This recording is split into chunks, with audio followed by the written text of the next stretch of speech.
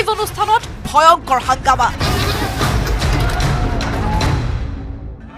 NEWS18 Assam নৰ্থইষ্টৰ নিৰ্বাচনী অনুষ্ঠানত যুযুধান নেতা পালি নেতা দলীয় কৰ্মী সমৰ্থক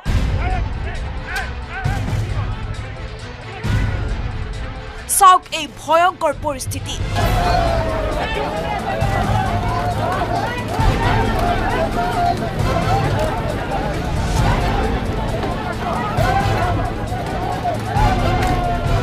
নিৰ্বাচনী অনুষ্ঠানত কথাৰে ভেটিব নোৱাৰি প্ৰত্যক্ষ সংঘাতত নামিল ৰাজনৈতিক দলৰ দুই ফৈ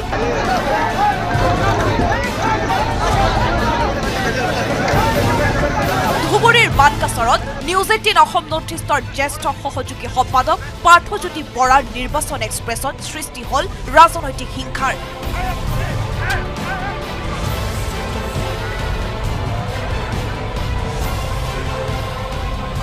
উত্তেজনা দমাব নোৱাৰি কথাৰে ভেটিব নোৱাৰি এইদৰে চকীলৈ যুঁজ বাগৰত নামিল দুই ৰাজনৈতিক দলৰ একাংশ নেতা কৰ্মী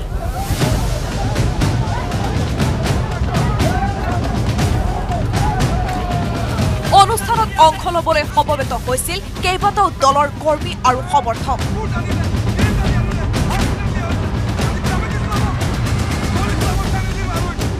অনুষ্ঠান আৰম্ভ হোৱাৰ পাছতে চূড়ান্ত ৰূপত প্ৰকট হল দুটা দলৰ নেতা কৰ্মীৰ অসহিষ্ণুতা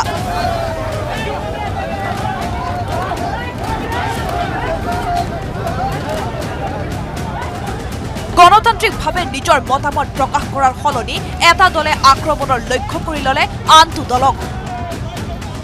আনকি বহি থকা চকী দাঙি মাৰপিট কৰিলে দুয়োটা পক্ষই আক্ৰমণ প্ৰত্যাক্ৰমণ লণ্ডভণ্ড হল অনুষ্ঠানথলী কাৰো বাদ কোনেও নুশুনা অৱস্থা হল মানকাচৰৰ অনুষ্ঠানত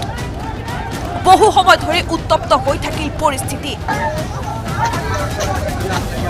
শেষত NEWS18ৰ জ্যেষ্ঠ সহযোগী সম্পাদকগৰাকীৰ হস্তক্ষেপত শান্ত হল পৰিস্থিতি দীৰ্ঘ সময়ৰ কাজিয়া আৰু সংঘাতৰ পাছতো এটা সময়ত পুনৰ আৰম্ভ হৈ সুকলমে সমাপ্ত হল নিৰ্বাচন এক্সপ্ৰেছ শীৰ্ষক অনুষ্ঠান